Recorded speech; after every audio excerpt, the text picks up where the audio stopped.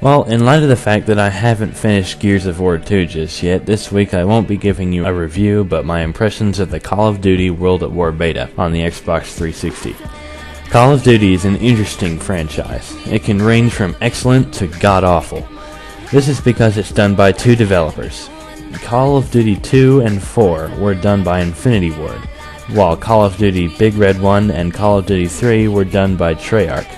All of the Infinity Ward installments of the game have become instant classics, Call of Duty 4 in particular, with its fantastic multiplayer ranking system. Big Red 1 was okay, but Call of Duty 3 falls into the god-awful category. Call of Duty 4 was set in modern days instead of the tired World War II setting, and for this it was hailed as one of the best games of this console generation.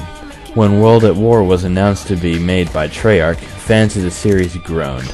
Then they groaned even louder, and some even puked on their keyboards when they learned that it was taking a step backwards into the World War II setting again. However, ever since these distressing announcements, the game is actually starting to look good. For one, half the game will be set in the Pacific Theater, which has never been done before in a World War II shooter. And the multiplayer is sticking to the same vein as COD4. This is a good thing, but it feels like Treyarch is playing it a bit too safe. The multiplayer feels just like a reskin of Call of Duty 4, but with less interesting weapons and tanks. Now, vehicles in multiplayer was yet another barf-worthy announcement for fans, and at first I didn't like them. But after spending some time fighting and driving them, I've changed my mind. The tank is very resilient to rockets, however it's possible to kill one with just 2 shots from your bazooka, by hitting the exact same spot twice in a row.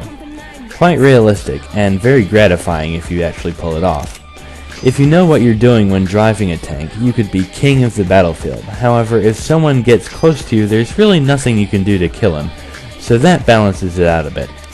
The turret on the top of the tank is a death trap. Now, I'm not sure how realistic it is to have your turret's maximum turning speed slower than the tank's turning speed, but it sure isn't fun, seeing as how it's extremely easy to get picked off the tank even if you duck down. The maps are fairly well made and they do balance well, but there's nothing special about them. Every map has your expected sniper placements, camping spots, and sneaky paths, but they are smaller than Call of Duty 4's maps. But wait! That's actually a good thing. Now, Call of Duty 4 had a system of getting 3 kills without dying lets you activate a UAV.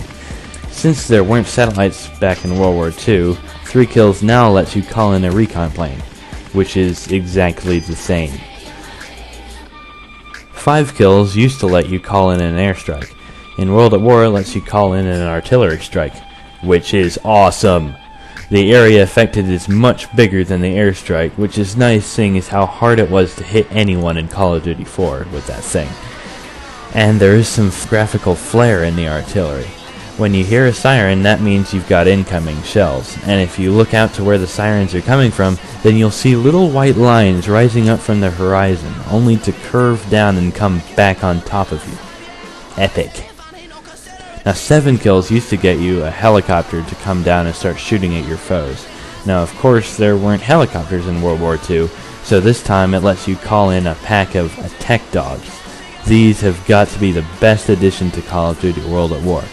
They'll run around and attack your enemies. They're very easy to kill, however, they can come at you in numbers or they can sneak up on you. Not only that, but once you call in the dogs, you can follow them around because they automatically know where the enemy is. The best innovation in COD4 was the perks, which let you set 3 special abilities on your soldier. They ranged from being invisible to a UAV to dropping a live grenade when you die. There are some new perks in World at War, like whenever you pick up a live grenade to throw it back, the fuse resets. But there's nothing game-changing about the new perks. Call of Duty World at War is fun. Very fun. If you can put up with the fact that the World War II weapons aren't as interesting or diverse as modern weapons, then it's better than COD4's multiplayer. But only just. This could have been released as an expansion to Call of Duty 4, as the HUD, the menus, and even the loading screens are exactly the same. There really isn't enough difference between the two games to warrant a purchase at this point. Let's hope that the single player changes that.